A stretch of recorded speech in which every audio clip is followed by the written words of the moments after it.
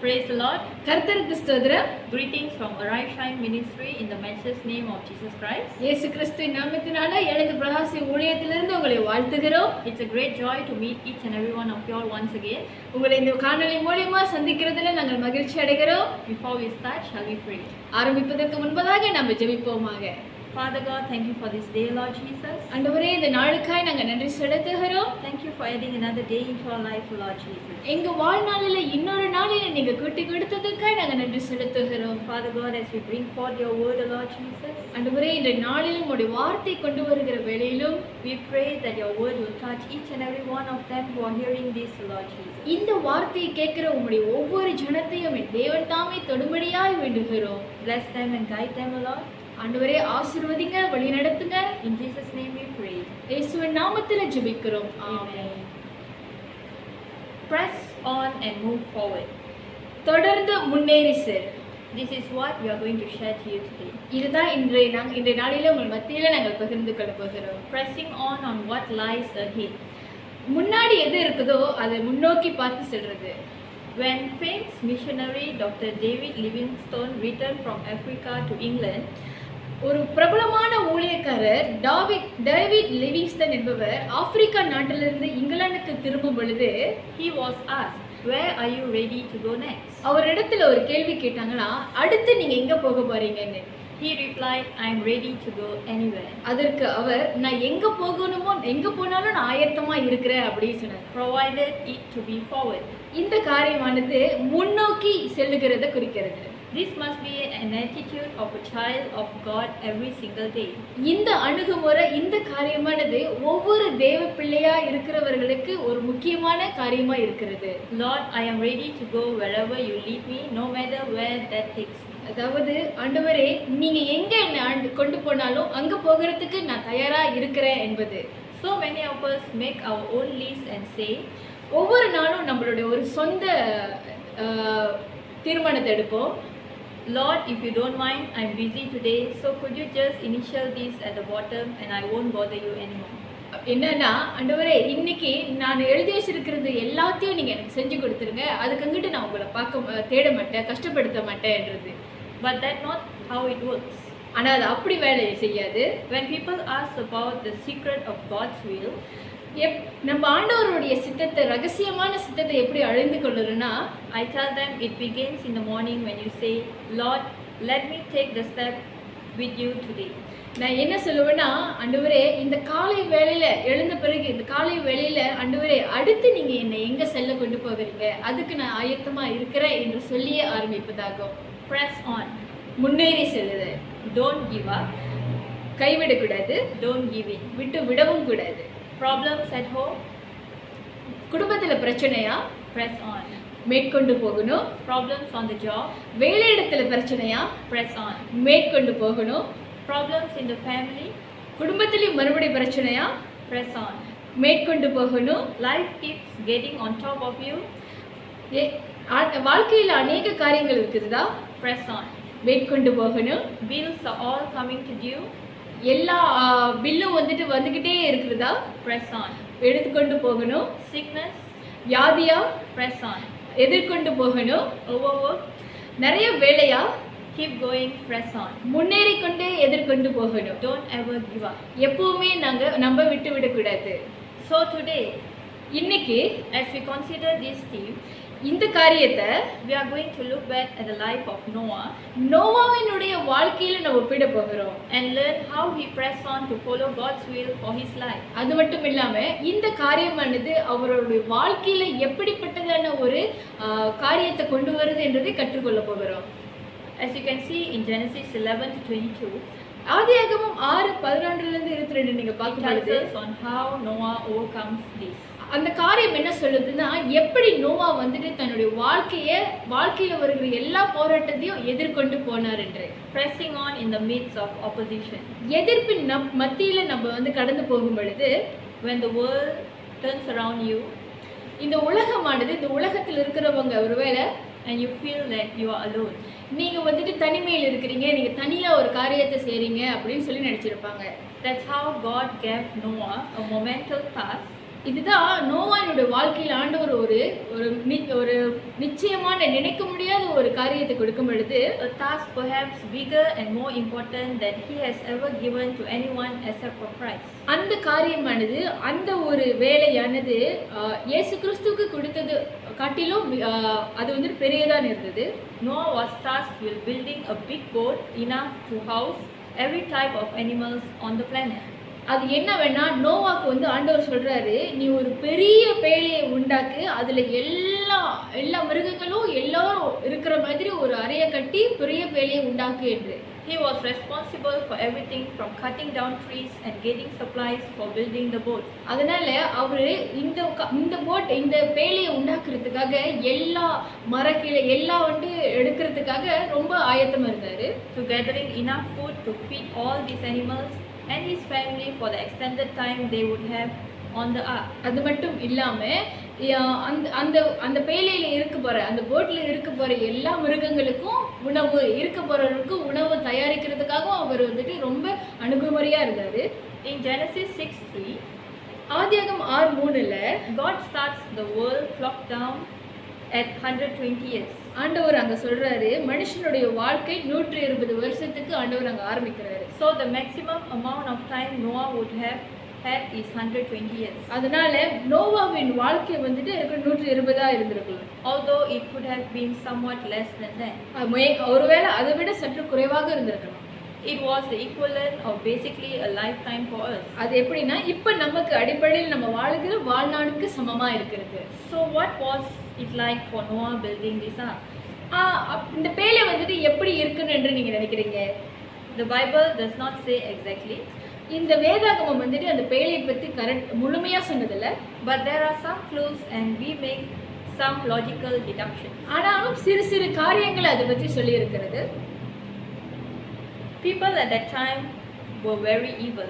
நோவாவினுடைய காலத்துல இருந்த ஜனங்கள் வந்துட்டு ரொம்பவும் கொடுமையிலும் பாவத்திலும் இருந்திருக்கிறாங்க. As we read in Genesis 6:5, ஆதியாகமம் 6:5ல நீங்க படிக்கும் பொழுது, the Lord saw that the wickedness of man was great in the earth, and that every intention of the thoughts of his heart was only evil continually. ஆதியாகமம் 6:5ல மனுஷனுடைய அக்கிரமம் பூமியிலே பெருகினது என்றும் அவன் இருதயத்தின் நினைவுகளின் தோற்றமெல்லாம் நித்தமும் பொல்லாதது என்றும் கர்த்தர் கண்டு. We also see people were focused on maximizing their own enjoyment. நாம இங்க பார்க்கும் பொழுது அந்த காலகட்டத்தில் வாழ்ந்த ஜனங்கள் வந்துட்டு அவங்களுடைய சொந்த இச்சைகளையும் சொந்த சந்தோஷத்தையும் அதிகமா கூர்ந்திருந்தாங்க. As we see in Luke 17:26-27, லூக்கா 17:26-27 நம்ம பார்க்கும் பொழுது, just as it was in the days of Noah, so will it be in the days of the Son of Man. நோவாவின் நாட்களில் நடந்தது போல மனுஷகுமாரனுடைய நாட்களில் நடக்கும். நோவா பேழைக்குள் பிரவேசித்த நாள் வரைக்கும் ஜனங்கள் புசித்தார்கள், பெண் கொண்டும் பெண் கொடுத்திருந்தார்கள். ஜலப்புறையிலும் வந்து எல்லாரையும் அழித்து போட்டது. People at that time are compared to scoffers during the end time.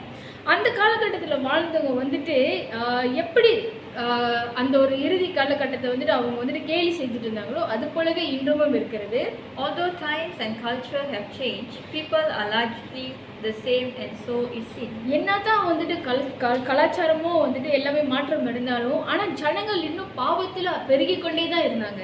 In 2 Peter 3:3-4, 2 பேதுரு 3:3 சொல்லுகிறது, it says, knowing this first of all, that scoffers will come in the last days of scoffing, following in their own sinful desire. They will say, where is the promise of his coming? For ever since the father fell asleep, all things are continuing as they were from the beginning of creation. முதலாவது நீங்கள் அறிய வேண்டியது என்னவெனில், கடைசி நாட்களில் பரியாசக்காரர் வந்து தங்கள் சுய இச்சைகளின்படியே நடந்து அவர் வருவார் என்று சொல்லுகிற வாக்குத்தத்தம் இங்கே பிதாக்கள் நித்திரை அடைந்த பின்பு சகல சிருஷ்டிப்பின் தோற்றம் முதல் இருந்த விதமாய் இருக்கிறதே என்று சொல்லுவார்கள். Therefore, it is almost certain that the people of Noah's time mocked him and his attempt to build the ark. அந்த காலகட்டத்தில் பார்த்தோம்னா எப்படி வந்து நோவா டைமில் வந்துட்டு நோவா காலத்தில் சொன்னாங்களோ அது போலவே வந்துட்டு இப்போவும் சொல்லுகிறது. Have you ever been out for a walk and noticed a crowd gathering on the street to observe something of interest? நீங்க எப்பயாவது இதை அனுபவித்திருக்கிறீங்களா? வெளியே நடந்து போகும் பொழுது எதையாவது ரொம்ப அணுகுமுறையா ரொம்ப வந்துட்டு கூர்ந்து கவனிக்கிறது. Things which are out of the ordinary draw a lot of attention. ஏதாவது ஒரு காரியத்தை நம்ம எதிர்பார்க்கிற காரியத்தை என்னதான் இருக்கும் என்று ஒரு கூர்ந்து கவனிக்கிறது. Like in Pasar Malam, Bazar மாலாம்ல where some will sell some clothes or things in a cheap price and everyone will be around that particular shop and we would be curious to know what's happening since we just arrived. பசார் மாலாம்ல நம்ம போகும்போது பார்த்துருப்போம், திடீர்னு ஒரு இடத்துல அதிக ஆளுகள் நின்றுட்டு இருப்பாங்க. அங்கே பார்த்தோம்னா ஏதாவது ஒரு காரியம், அதாவது சட்டையோ ஏதாவது ஒரு காரியங்கள் வந்துட்டு விலை குறைவான விலையில விற்று கொண்டிருக்கிறது நீங்கள் அந்த இடத்துல பார்க்க போகணும்னா கூடி இருப்பாங்க. அங்கே அந்த பார்க்கும்போது நம்மளுக்கு என்ன தோணுன்னா அங்கே என்ன நடக்குது, என்ன செய்கிறாங்க, என்ன விற்கிறாங்க அப்படின்னு ஒரு ஆர்வத்தோடு நம்ம பார்ப்போம். Can you imagine the reaction of people at the time to Noah building a massive boat? ஆனாலும் நோவா அந்த டைம்ல நோவா காலகட்டத்தில் அவர் அந்த பேழையை செய்யும் பொழுது அப்போ உள்ள ஆட்கள் வந்துட்டு அதை எப்படி பார்த்துருப்பாங்கன்னு நீங்க யோசிச்சு பார்த்துருக்கிறது இருக்கீங்களா? There was no television and no internet, no cinema. அந்த காலகட்டத்தில் வந்துட்டு தொலைக்காட்சியோ இன்டர்நெட்டோ ஒன்றுமே இல்லை. So what did people do in the spare time? அப்படி பார்க்கும் பொழுது அந்த காலகட்டம் வாழ்ற ஜனங்க வந்துட்டு எப்படி அவங்களோட நேரத்தை செலவழிச்சிருப்பாங்க? Well, one choice was to go and watch the local crazy guy building a huge boat. ஒருவேளை இந்த நோவாவானவர் வேலையை செய்கிறது வந்துட்டு ஒரு ஆச்சரியமாகவும் ஒரு கூர்ந்து கவனிக்கிற ஒரு கூர்மையான காரியத்தாகவும் பார்த்துருக்கலாம். Free entertainment, right? அது ஒரு இலவசமான காட்சி தானே. At the same time they would have said, "Hey Noah, has God been talking to you again?" அந்த நேரத்தில் ஒருவேளை அவங்க நோவாவை பார்த்து சிலர் கேட்டிருக்கலாம், நோவா ஆண்டவர் உன்கிட்ட மறுபடியும் பேசுறாரா? "Hey Noah, there is still no rain and no water here. Are you going to attach skis to your boat and sail on the ground?" Noah இன்னமும் மழை வரல, ஒன்றும் வரல, நீ இன்னமும் அந்த பேழையை கட்ட போறியா அப்படின்னு கேட்டிருந்துருக்கலாம். "Hey Noah, why don't you let your sons go have some fun? Are they your slave that you are keeping them here?" ஒருவேளை நோவா வந்து அவங்க பிள்ளைகளுக்காக, நோவா நீயே வந்து உன்னுடைய பிள்ளைகளை வந்துட்டு வெளியே சந்தோஷமா இருக்க விடமற்ற, அவங்க என்ன உன்னுடைய வேலைக்காரங்களா அப்படின்னு சொல்லி கேட்டிருக்கலாம். People are cruel. அந்த காலகட்டத்தில் ஜனங்கள் ரொம்ப கொடுமையில் இருந்தாங்க. In the best of times, there are preachers will face a lot of opposition and scorn. சில நேரத்தில் நிறைய போதகர்களோ யாரா இருந்தாலும் நிறைய எதிர்பார்ப்புகளோ அவமானங்களோ எதிர்படக்கூடும். And Noah was not living in the best of times. அது போலதான் நோவா அந்த காலகட்டத்தில் நன்மையான காரியத்தை எதிர்பார்க்கல. It was the absolute lowest point in human history with virtually no believers in the entire world. அந்த காலகட்டம் பார்க்க போனோம்னா அதில் ஒவ்வொரு விசுவாசங்கள் கூட நோவா தவிர இருந்ததில்லை. He would have faced opposition from scornful individuals. அவர் வந்துட்டு நிறைய அவமதிக்கிற காரியங்களை எதிர்பார்த்திருந்தாரு. He would have faced challenges finishing this huge project. ஒருவேளை அவர் அதிக போராட்டத்துக்குள்ள இந்த ஆண்டவர் கொடுத்து இந்த காரியமானதை முடிக்கிறதுக்கான அதிக போராட்டத்துக்குள்ள நடந்திருக்கிறாரு. Projects big and small have setbacks. ஒருவேளை இது ஒரு பெரிய காரியமாகவும் இருந்திருக்கலாம். How many setbacks did Noah face?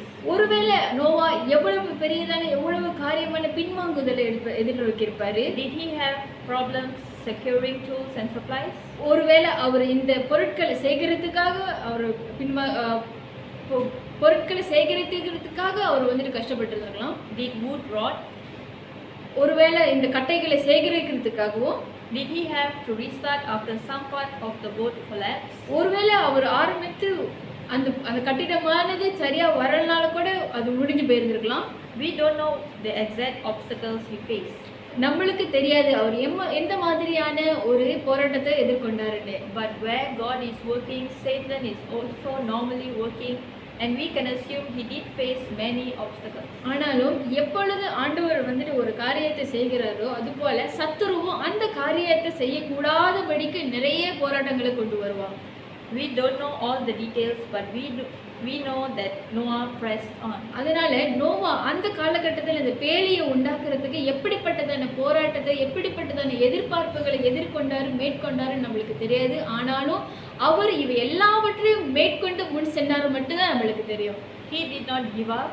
அவர் இதை விட்டு கொடுக்கல. He did not stop. அது அவரை தொடராமலும் இருக்கல. Pressing on in ministry requires a clear purpose.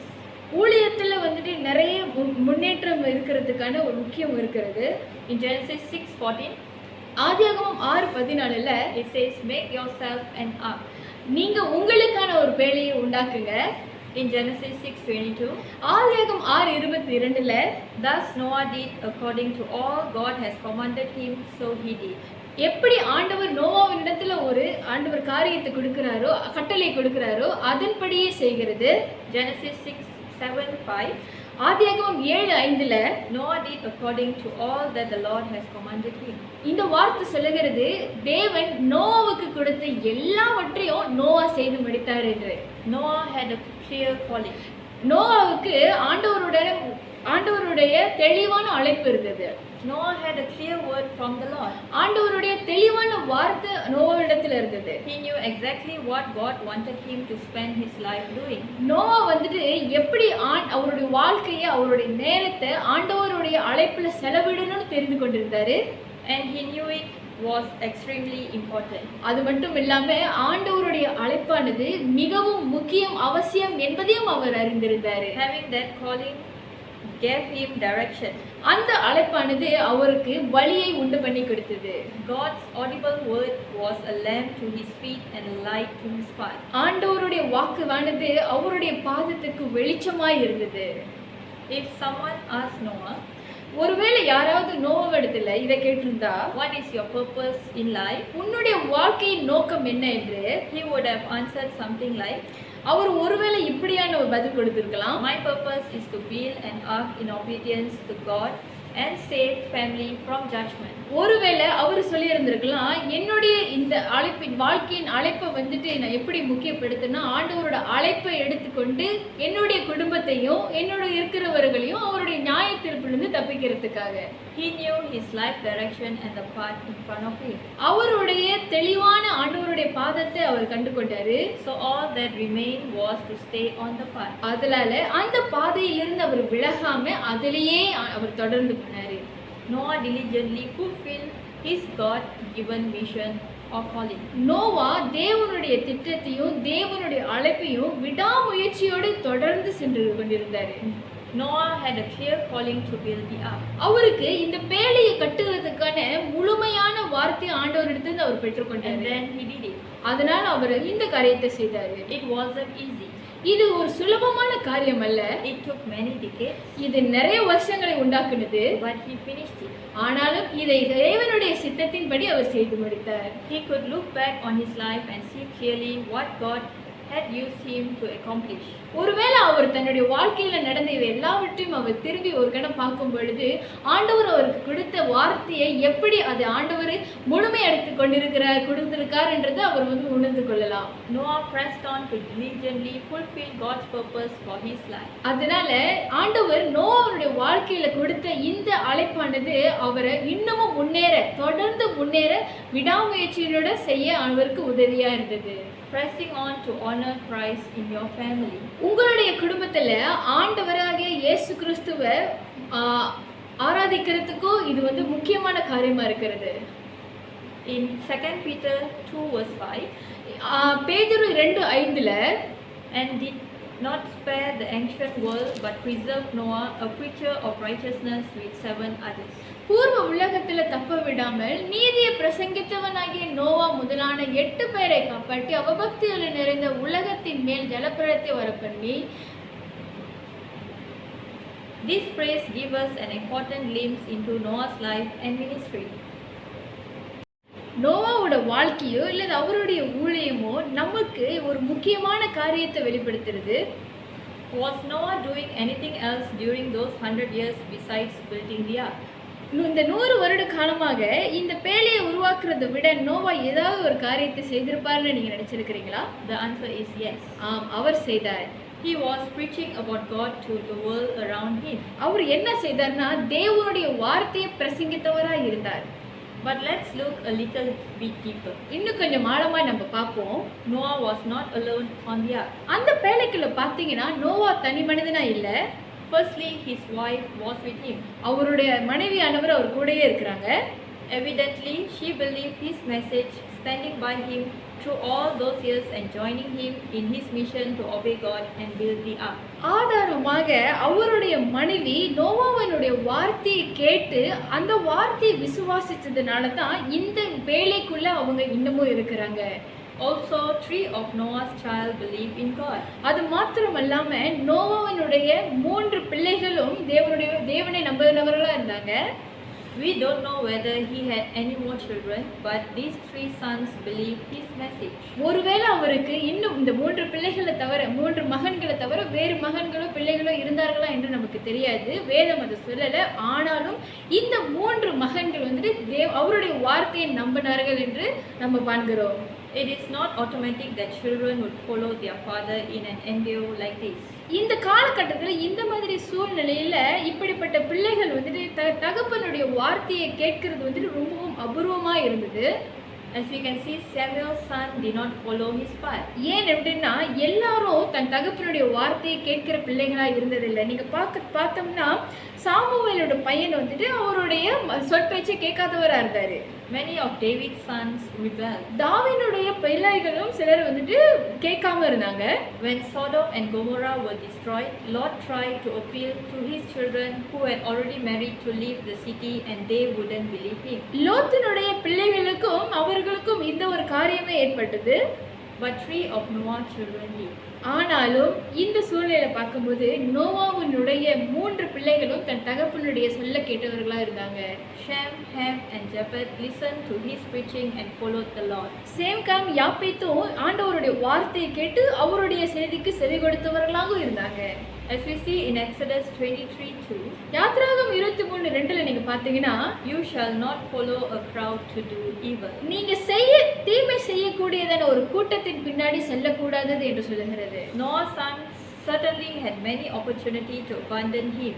நோவாவுடைய பிள்ளைகள் பார்த்தீங்கன்னா அந்த காலகட்டத்தில் அவர்கள் அந்த பாவத்துக்குள்ளாய் உட்படுகிற ஒரு சந்தர்ப்பத்தில் வாழ்ந்து கொண்டிருந்தாங்க. And follow the evil world around them, but they didn't. ஆனால் ஏனென்றால் அந்த காலகட்டத்தில் வந்துட்டு அதிக பாவம் அதிக இச்சையான காரியத்தில் அந்த ஜனங்கள் இருந்ததுனால இந்த 3 பிள்ளைகளும் அந்த பாவத்துக்குள்ளாய் போகிறதுக்கான சந்தர்ப்பம் கிடைத்திருந்தும் அதை அவர்கள் செய்யாமல் இருந்தாங்க. Next is his son's wife. அவர்களுடைய 3 மனைவிகளை பார்ப்போம். Where did they come from? எங்க இருந்து அவங்க வந்திருப்பாங்க? Would they have been likely to abandon their families and subject themselves to be ridiculed of the world if they too didn't believe the message Noah was preaching? ஒருவேளை நோவா சொல்ற இந்த ஆண்டவரோட வார்த்தையை இந்த 3 பேரும் கேட்டு தன்னுடைய குடும்பத்தினால கைவிட்டவர்களா இருந்திருக்கலாமா? None of the words they have spoken is recorded in the Bible. இந்த பத்தியான காரியத்தை வேதம் நமக்கு சொல்லல. But we know the phrase action speaks louder than words. ஆனாலும் நம்மளுக்கு தெரியும் வார்த்தையானது பெரிதா இருக்கும் பொழுது காரியமானது நடைபெறும் என்று. They were on the boat. இருப்பினும் அவர்கள் அந்த பேழைக்குள்ள இருந்திருக்கிறாங்க. Whether directly through Noah's preaching or through his son who learned it from him, ஒருவேளை நோவாவுடைய இந்த ஆண்டவருடைய செய்தியானது அவர்களுடைய பிள்ளை மூலமா இந்த 3 மனைவிகளும் கேட்டிருந்திருக்கலாம். They were on board with the plan and they too followed God. அதை கேட்டு அவர்கள் விசுவாசித்ததுனால தான் ஆண்டவருடைய வாக்குத்தத்தத்துல அந்த பேழைக்குள்ள அவங்க தப்பித்து கொண்டாங்க. So was Noah's preaching successful? அதனால நோவாவினுடைய இந்த பிரீச்சிங் ஆனது இந்த வார்த்தையானது இது ஜெயம் கொண்டதா இருந்ததா? When a person preaches about God, யாராவது தேவனுடைய வார்த்தையை சொல்லும் பொழுது his word will not return void. அது வெறுமையாய் போகவே போகாது. And it did not. அது கண்டிப்பாக போகவும் போகாது. It looks as if there was little fruit, but Noah's family believed and followed the Lord. எப்படி நோவா தேவனுடைய வார்த்தையை நம்பி விசுவாசித்து ஆண்டவரை பின்பற்றதுனால அவருக்கு இந்த வாழ்க்கையானது ஒரு கடி கொடுக்கிற வாழ்க்கையா இருந்தது. Because of this, the entire future of humanity was saved and Jesus came as the Savior. ஆண்டவருடைய வார்த்தையை கேட்டு விசுவாசித்து இருந்ததுனால தான் இந்த புதிய சந்ததியை ஆண்டவர் நோவா மூலமா உண்டாக்குனாரு. இரட்சகராகிய இயேசு கிறிஸ்து இந்த சந்ததி மூலமா வெளிப்பட்டாரு. Of course, God is sovereign and He would have made a way. ஆண்டவரே எல்லாவற்றையும் செய்து முடிக்கிறவரா இருக்கிறாரு. But he chose to use Noah, and Noah faithfully fulfilled his part and was instrumental in God's plan of salvation for the world. ஆண்டவரால செய்யக்கூடாதது ஒன்றுமே இல்லை. அவர் நினைத்தா எல்லாவற்றையும் ஒரு நொடியில் செய்து முடிக்க முடியும். ஆனாலும் ஆண்டவர் நோவா என்ற ஒரு தேவ மனுஷனை அவர் நியமித்து அவருடைய திட்டங்களை நோவா மூலியமா செஞ்சதுனால இந்த உலகத்துக்கு ரட்சிப்பு உண்டானது. Looking back, நாம் பார்க்கும் பொழுது we can see that by far Noah's most fruitful ministry was to his family. நோவாவுடைய வாழ்க்கையை பார்த்தோம்னா இந்த காரியமானது ஊழியமானது அவருக்கு ஒரு நல்ல கனி கொடுக்கிறதா இருந்தது. His most effective investment of time was in teaching his own family about God. அவருடைய நேரம் எல்லாமே ஆண்டவருடைய வார்த்தையும் போதிக்கிறதாக அவங்க குடும்பத்துக்கு ஆண்டவருடைய வார்த்தையை வெளிப்படுத்துகிறது போதிக்கிறதாகவே இருந்திருக்கலாம். Sometimes preachers are very concerned with quantity. சில நேரத்தில் போதகர்களோ ஆண்டவர் வார்த்தையை சொல்லுகிறவர்களோ எண்ணிக்கையோ இல்லை அளவு குறித்தோ மிகவும் முக்கியத்துவம் படுத்துவாங்க. But quality is also very important. அதை காட்டிலும் தரமான வார்த்தையே மிகவும் முக்கியமா இருக்கிறது. No one should ignore his family to do outreach somewhere else. யாரோ நம்முடைய குடும்பங்கள்ல புறக்கணிக்க கூடாதவர்களா இருக்கணும். The most important outreach you have is towards your family. நமக்கு நம்முடைய குடும்பத்தை தேவனுடைய வழியில செலுத்துகிறால் முக்கியத்துவமா படுத்தணும். Noah certainly encountered many challenges in shepherding his family. நோவானவர் பார்த்தீங்கன்னா அவரோட குடும்பத்தை தேவனுடைய வார்த்தையில வழி நடத்துறதுக்கு நிறைய எதிர்ப்புகளை ஒருவேளை அடைஞ்சிருக்கலாம். But he pressed on and he saw fruit that still lasts today. ஆனாலும் அவர் அதை மேற்கொண்டு போனனால தான் ஒரு கனி கொடுக்கிற வாழ்க்கைய குடும்பத்தில் அவர் எதிர்பார்க்க முடிந்தது. Today you need to press on in ministering to your own family. இன்றைய நாளிலும் இன்றைய காலகட்டத்திலும் நாம நம்மளுடைய குடும்பத்துல தேவனுடைய வார்த்தையை போதிக்கிறதுல முக்கியத்துவமா இருக்கணும். Maybe you failed yesterday. ஒருவேளை நீங்க நேற்று பலவீனமா தோற்று போயிருந்திருக்கலாம். That's the past. அது போனது.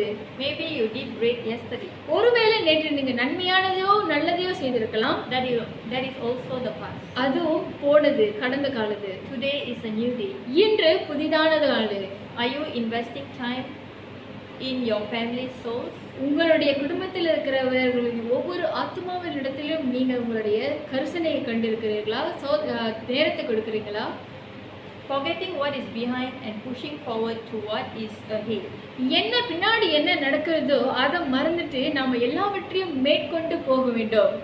As written in Philippians 3:13 to 15.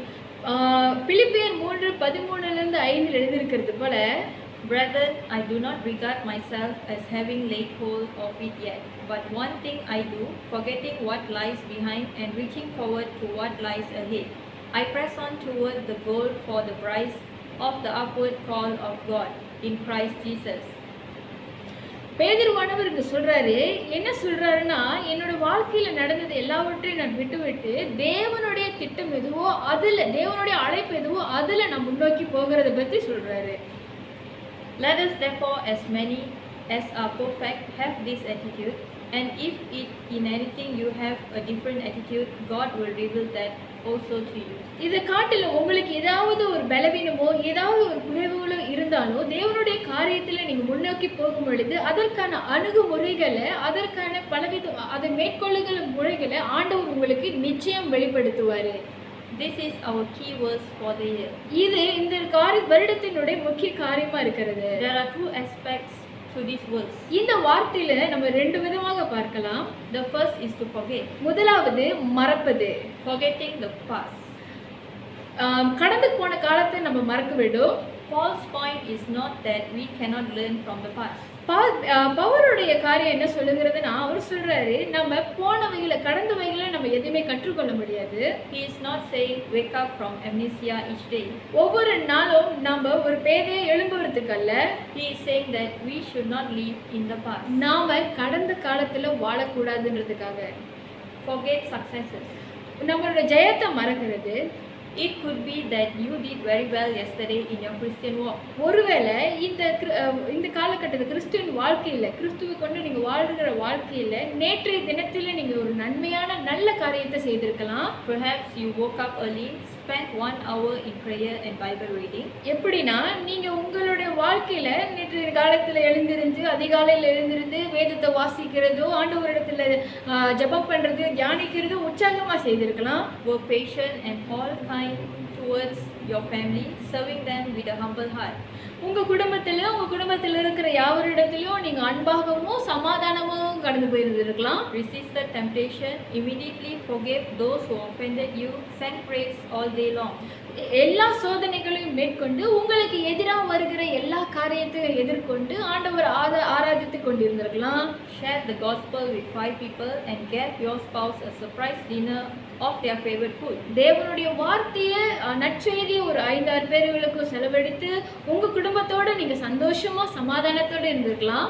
Then in the evening you memorized 10 verses, prayed another hour and finally went to sleep. ஒருவேளை நேற்று காலத்துல நீங்க வந்துட்டு நல்ல தேவனுடைய வார்த்தையை தியானித்து படித்திருந்து மறுபடியும் தூங்க போகிறதுக்கு முன்பதாக அவரிடத்தில் நல்ல செலவழித்து நிம்மதியான சமாதானத்தோடு நீங்க தூங்க செஞ்சுருக்கலாம். Does that sound like your day yesterday? இது வந்துட்டு நேற்றையுடைய காலங்கட்டமா இருக்கிறது. If it does, today is a new day. ஆனா இன்னைக்கு பார்த்தோம்னா இது ஒரு புதிய நாளா இருக்குது.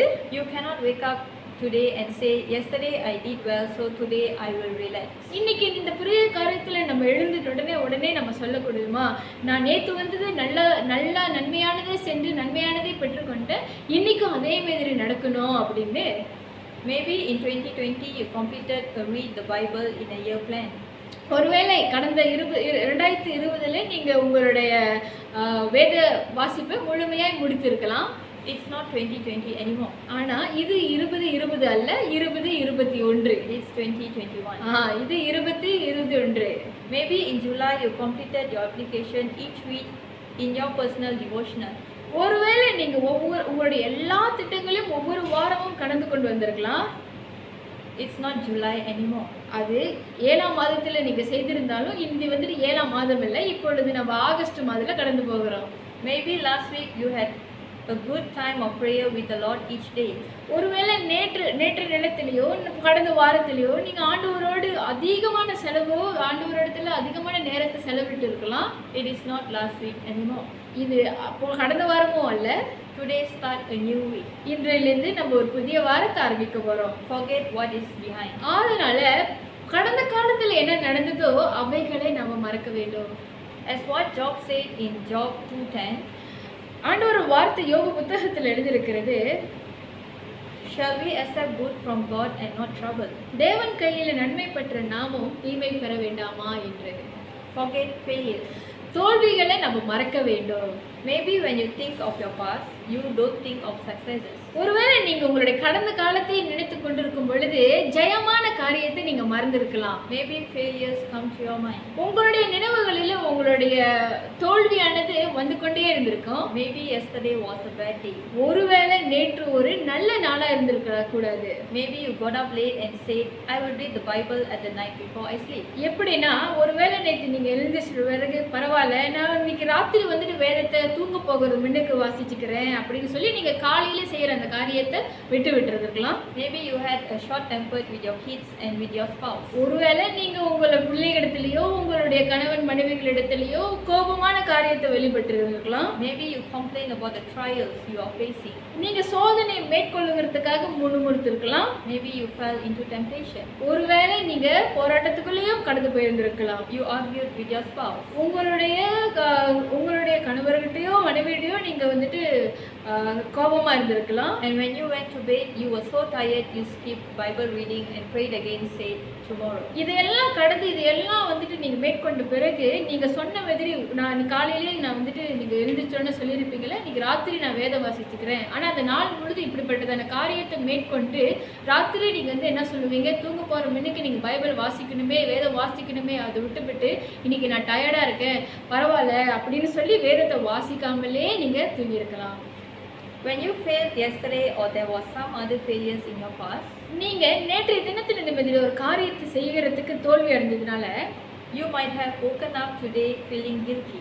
நாளைக்கு நீங்க இன்றைக்கு நீங்க திரும்ப எழுந்திருக்கும் பொழுது அது ஒரு குற்ற உணர்வோடு நீங்க எழுந்திருப்பீங்க. You may be reliving this past failure. இந்த காரியமானது உங்களுக்கு ஒரு சமாதானத்தை கொடுக்காமலும் இருக்கலாம். It may be chaining you and holding you back from the future God wants to you. இந்த காரியமானது தொடர்ந்து உங்களை முன்னோக்கி செல்லக்கூடாதபடி, ஆண்டவரை நோக்கி பார்க்க கூடாதபடி ஒரு பின்மாற்றத்துக்குள்ளே அழுத்தி கொண்டிருக்கோம். You should learn from it and grow from it. ஆனாலும் நீங்க இப்படிப்பட்டதான சூழ்நிலையிலிருந்து கற்றுக்கொண்டு இன்னமும் மேலோக்கி பார்க்க வேண்டும். But today is a new day. ஞாபகம் வைத்துக் கொள்ளுங்க, இன்றைக்கு புதிய நாளா இருக்கிறது. It's 2021 and not 2020. இது 2021, இன்னும் நம்ம 2020ல இல்ல. You have new opportunities to serve God. ஒவ்வொரு நாளும் நம்மளுக்கு ஒரு புதிய வாய்ப்பு கொடுக்கப்பட்டிருக்கிறது, புதிய கிருபை கொடுக்கப்பட்டிருக்கிறது, ஆண்டவரை தேடுவதற்காக, ஆண்டவரை ஆராதிப்பதற்காக. His grace is more than enough to cover and wash away all your past sins and failures. அவருடைய கிருபையானது, தேவனுடைய கிருபையானது ஒவ்வொரு நாளும் நமக்கு போதுமானதா இருக்கிறது, நம்மளுடைய எதிர்ப்புகளை மேற்கொள்கிறதுக்கு. Forget what is behind and push forward. அதனால எது பின்னோக்கி பார்க்கறதை விட நம்ம முன்னோக்கி செல்வதே முக்கியமா இருக்கிறது. I'm not sure how many of you know about this number one Korean boy band BTS. எனக்கு தெரியல உங்கள எத்தனை பேருக்கு இந்த கோரியன் பாய் பேண்ட்ஸ்ன்ற ஒரு கூட்டத்தை உங்களுக்கு தெரிஞ்சிருக்கணும் என்று. And in Korea there are more than 50 boy bands in the South Korea. இந்த கொரியா என்ற நாட்டில் பார்த்தீங்கன்னா இப்படிப்பட்டதான ஒரு இசை வாசிக்கிற நிறைய கூட்டம், நிறைய அணிப்புகள் இருக்கிறது. This boy band is comprised of 7 members. இந்த கூட்டத்தில் இந்த மியூசிக்கோட அணில பார்த்தீங்கன்னா 7 நபர்கள் இருந்திருக்கிறாங்க. This group was formed in 2013. இந்த அணியானது 2013ல உருவாக்கப்பட்ட அணியா இருந்திருக்கிறது. They are blend with dance-oriented hip-hop with hip-hop influences and they compose and produce their own lyrics. இந்த அணியில் இருக்கிற இவங்க பார்த்தீங்கன்னா இசையில ரொம்பவும் தேர்ச்சி பெற்றவங்களா இருந்தாங்க. நிறைய இசையை வாசித்து கொண்டு மிகவும் பிரபலமான ஒரு இசையை கொடுத்தவர்களா இருந்தாங்க. In 2018, ஆனாலும் 2018ல பார்த்தோம்னா BTS was about to disband the team because each member was facing rising challenges that comes from being famous. இந்த அணியானது இப்படிப்பட்டதான ஒரு சூழ்நிலையிலிருந்து பின்வாங்கி போகிற நிலையில் இருந்தது. ஏன்னா அந்த அணியில் இருக்கிற அந்த 7 நபர்களும் ஒவ்வொருவரும் வித்தியாசமான எதிர்ப்புகளை எதிர்கொள்ள ஆரம்பிச்சாங்க. Their life has been such a roller coaster ride because of the demands of their job. இந்த காரியமானது இந்த புகழ்ச்சி எல்லாம் பெற்ற பிறகு அவங்களுக்கு இந்த வாழ்க்கை வேற மாதிரி அழைத்து சென்றது. However, they are grateful that they had the reflection and re-evaluation to prepare for more unexpected things.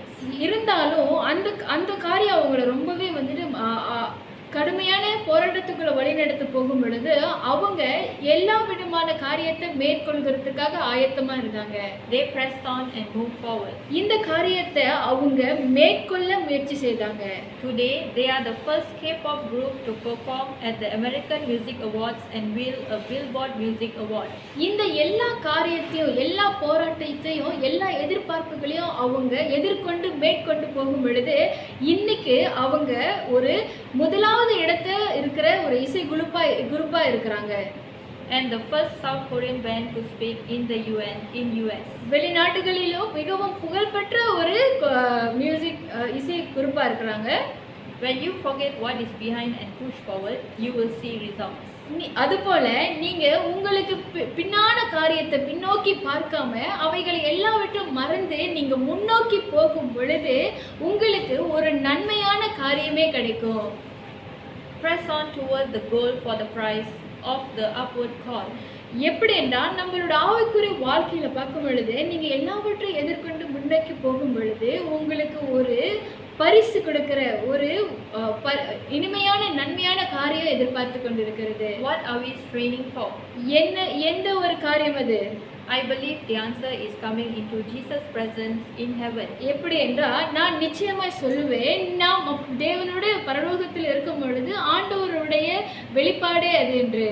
The most glorious moment I look forward to is when Jesus welcomes me into his arms in heaven and says, "Well done, good and faithful servant." இந்த போராட்டத்தை, இந்த எதிர்ப்புகளை எல்லாவற்றையும் நம்ம ஆண்டவருக்கென்று மேற்கொண்டு போகும் பொழுது நிச்சயம் ஒரு நாள் நம் தேவனோட பரலோகத்தில் இருக்கும் பொழுது ஆண்டவர் சொல்லுவாரு, உண்மையும் முத்தமுள்ள ஊழியக்காரனே, என்னுடைய சந்தோஷத்திற்குள்ளாய் பிரவேசி என்ற அந்த வார்த்தை. Are you looking forward to that? நீங்க அந்த காரியத்தை எதிர்பார்த்து கொண்டு இருக்கிறீங்களா? In a word, our prize is Jesus. தேவனுடைய இயேசு கிறிஸ்துவானவர் கொடுக்கிற அந்த ஒரு நன்மையான காரியம். We get to have a relationship with him. அதுபோல நாம எப்பொழுதும் அவரிடத்துல தொடர்போடு இருக்கிறதும் அவரோடு ஒன்றா இருக்கிறது அவசியம். He has done everything for us. இயேசு கிறிஸ்து நமக்காக எல்லாமே செய்து முடித்தார். Therefore, we press on living each new day by his grace and to do the best of our ability to please him. அதனால நம்ம வாழ்க்கையில இந்த பூமியில வாழ்கிற ஒவ்வொரு வாழ்க்கையும் நம்ம தேவனுடைய கிருபையை கொண்டு அதை எதிர்கொண்டு போக வேண்டும். Knowing that one day we will see him face to face. எந்த ஒரு நோக்கத்தினால என்றால் தேவனை ஒரு நாள் நம்ம காணுவோம், தேவனோடு ஒரு நாள் நம்ம இருப்போம் என்று அந்த ஒரு எண்ணத்திலே நம்ம இந்த உலகத்தில் இருக்கிற எல்லா அழுத்தங்களையோ போராட்டத்தையோ எதிர்கொண்டு போக வேண்டும். Pressing on. அழுத்தமானது Live each day to please Jesus regardless of the circumstances or the past. ஒவ்வொரு நாளும் இந்த நடக்கிற எல்லா சூழ்நிலைகளையும் தேவனுடைய தயை கொண்டு எதிர்கொண்டு போகிறது. Press on in the midst of opposition. எதிர்ப்பின் மத்தியில நம்ம தொடர்ந்து போக வேண்டும். Press on in ministry with a clear purpose. ஊழியத்தினுடைய முக்கியமான நோக்கத்தை நம்ம எல்லா எதிர்ப்புகளையும் மேற்கொண்டு போகணும். Press on to honor Christ in your family. குடும்பத்துல தேவனை மகிமைப்படுத்துகிறதுக்கு வருகிற எல்லா புறமான காரியங்களையும் எதிர்கொண்டு போகணும். When you want something different for yourself, உங்களுடைய வாழ்க்கையில நீங்க ஒரு வேறு விதமான காரியத்தை எதிர்கொள்ள வேணும்னா you have to start moving different. நீங்க ஒரு மாற்றத்துக்குள்ளாய் கடந்து போக வேணும். All keys don't unlock new doors. எல்லா சாவிகளும் பூட்டை திறக்க முடியாது. Press on and move forward. அதனால எல்லாவற்றையும் நாம எதிர்கொண்டு மேற்கொண்டு போகும் பொழுது நாம முன்னோக்கி செல்லும் பொழுது ஒரு நிச்சயமான சுதந்திரம், சந்தோஷமான நித்திய சந்தோஷத்துக்குள்ள நம்மளால கடந்து போக முடியும். God bless. ஆண்டவர் உங்களை ஆசீர்வதிப்பாராக. ஆமென். Praise the Lord. Hallelujah. கர்த்தருடைய பரிசுத்த நாமத்துக்கு ஸ்தோத்திரம். ஆமென்.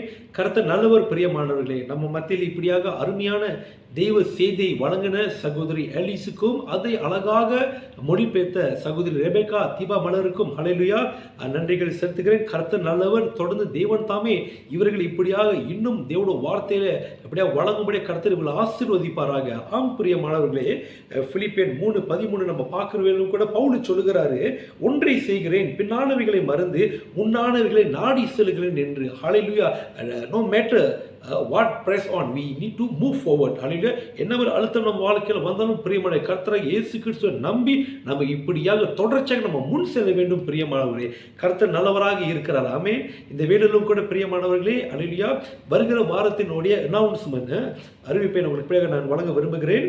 ஹல்லேலூயா. நாளை தினத்தில் பிரியமானவர்களே, நாளை தினத்தில் இப்படியாக நம்முடைய 21வது நாள் ஃபாஸ்டிங் அண்ட் ப்ரேயர். ஹல்லேலூயா. 30ஆம் தேதி ஆகஸ்டில் இருந்து 19ஆம் தேதி செப்டம்பர் வரைக்கும் நம்முடைய சபையின் வழக்கத்தின்படி இந்த 21 நாள் உபவாச ஜெபம் நாளை தினத்தில் தொடங்கும். சரிங்களா? ஸோ திங்களில் இருந்து வெள்ளிக்கிழமை வரைக்கும் இரவு மணி 8லிருந்து 9 மணி வரைக்கும் நடக்கும். சனிக்கிழமை காலையில் 8லிருந்து 9 மணிக்கு நடக்கும். ஞாயிற்றுக்கிழமை ஹல்லேலூயா 5 மணி ஆராதனையில் இப்படியாக நம்ம கலந்து கொள்வோம். அந்த ஜெபத்துக்காக நம்ம 5 மணி ஆராதனையில் நம்முடைய சேவிஸ் இப்படியாக நம்ம ஜெபிப்போம். சரிங்களா?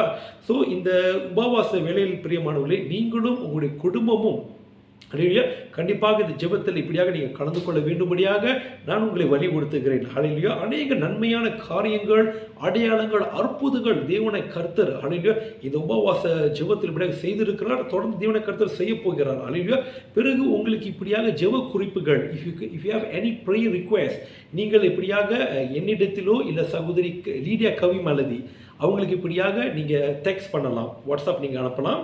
ஸோ அந்த குறிப்பை நாங்கள் இப்படியாக எடுத்துக்கொண்டு 8 மணி அளவில் இந்த 21 நாள் இப்படியாக அந்த குறிப்புக்காக நாங்கள் ஜெபிக்க போகிறோம்.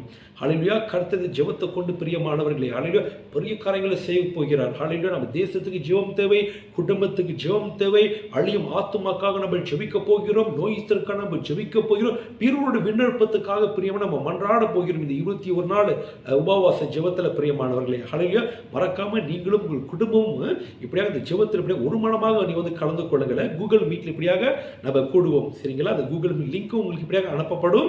ஸோ அதில் வந்து நீங்கள் இப்படியாக நீங்கள் தட்டி நீங்கள் இப்படியாக அந்த ஜெபத்தில் நீங்கள் கலந்து கொள்ளலாம். ஹல்லேலூயா.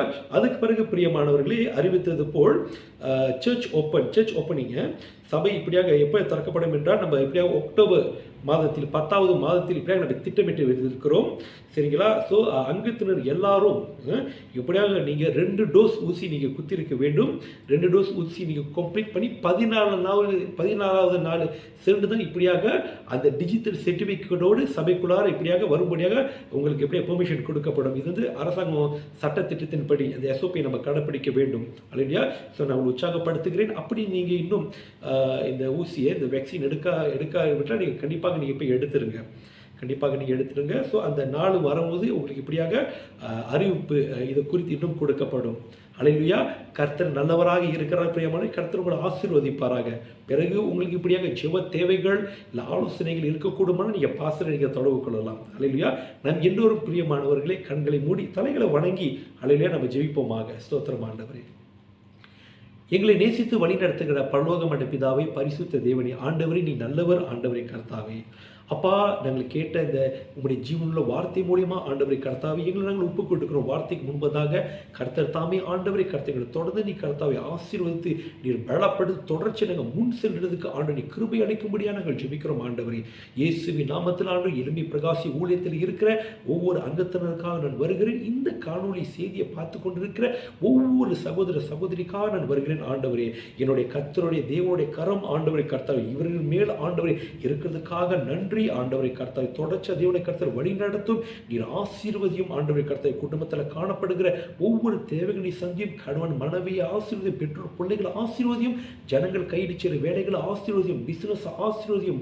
பிள்ளைகளோட படிப்பை நீங்க ஆசீர்வதிங்க. ஆண்டவரை கர்த்தாவே இக்கட்டான ஒரு சூழ்நிலையிலிருந்து ஆண்டவரை கர்த்தாவே தேவனுடைய விசேஷ பாதுகாப்புக்கான ஒவ்வொரு திரும்பிலும் கடந்து வரட்டும். ஆண்டவரே இந்த உலகத்தில் காணப்படுகிற எல்லா விதமான தீமையில இருந்து ஆண்டவரை கர்த்தாவே, ஆபத்தில் இருந்து ஆண்டவரே, இந்த தொற்று இருந்து கர்த்த ஒரு விசேஷ பாதுகாப்பு தேவ ஜனங்களுக்கு ஆண்டவரை கர்த்த ஒவ்வொரு அருளப்படும்படியே நான் ஜெபிக்கிறேன். ரத்தத்தை நான் தெளிக்கிறேன். ஆண்டவரை உங்களுடைய சமாதானத்துக்காக நான் ஜெபிக்கிறேன். புதிய பலத்துக்காக நான் ஜெபிக்கிறேன். உற்சாகமான கர்த்தா ஆவிக்காக நாங்கள் ஜெபிக்கிறோம். ஆண்டவரை கர்த்தாவே உடைய மேலான கிருபைக்கு நாங்கள் நன்றி செலுத்துகிறோம். ஆண்டவரை கர்த்தர் தாமே ஆண்டவரை கர்த்தாவை ஜனத்தை நீ ஆசீர்வதிங்க. ஆண்டவரை கர்த்தாவே ஐயா தொடர்ச்சியா ஆண்டவரை கர்த்தாவை உடைய சமூகத்தில் ஆண்டவரை நாங்கள் விதைக்கிற ஒவ்வொரு காணிக்கை தஸ்ம பாங்கள் விசுவாச வாக்குறுதி பொருத்தனைகள் ஒப்பு கொடுக்கிறோம். ஆண்டவரை கர்த்தர் தாமே கொடுக்கிற ஒவ்வொரு கரங்கள் ஆண்டவரை நீ இரட்டத்தோனியா நீ ஆசீர்வதியும். ஆண்டவரை கர்த்தாவே எல்லை நீ பிரதாக்கும். ஆண்டவரை கர்த்தாவே உமது ஆலயத்தில் ஆகரம் தங்கதாக நாங்கள் ஜெபிக்கிறோம். ஆண்டவரை கர்த்தாவே உம்மை துதிக்கிறோம், வாழ்த்துகிறோம், போற்றுகிறோம். ஆண்டவரை கர்த்தாவே இயேசுவின் நாமத்தில் ஆண்டவரை கர்த்தர்களை தாழ்த்தி ஒப்பு கொடுத்து ஜெபிக்கிறோம். எங்கள் ஜெபம் கேளும் ஜீவனுள்ள நல்ல பிதாவே. ஆமீன். ஹல்லேலூயா. ஆசீர்வதிக்கப்பட்டுக் கொள்வோமாக. ஹல்லேலூயா. என் ஆத்மாவே கர்த்தரை ஸ்தோத்திரி, என் முழு உள்ளமே அவருடைய பரிசுத்த நாமத்தை ஸ்தோத்திரி. என் ஆத்மாவே கர்த்தரை ஸ்தோத்திரி, கர்த்தர் செய்த சகல உபகாரங்களும் மறவாதே. ஹல்லேலூயா. கிறிஸ்துடைய கிருபையும் பிதாவுடைய அன்பும் பரிசுத்த ஆவியானவரோட அந்யோன்ய ஐக்கியம் யாவரும் சதா காலம் இருப்பதாக. கர்த்தர் உங்களை ஆசீர்வதிப்பார். ஹல்லேலூயா.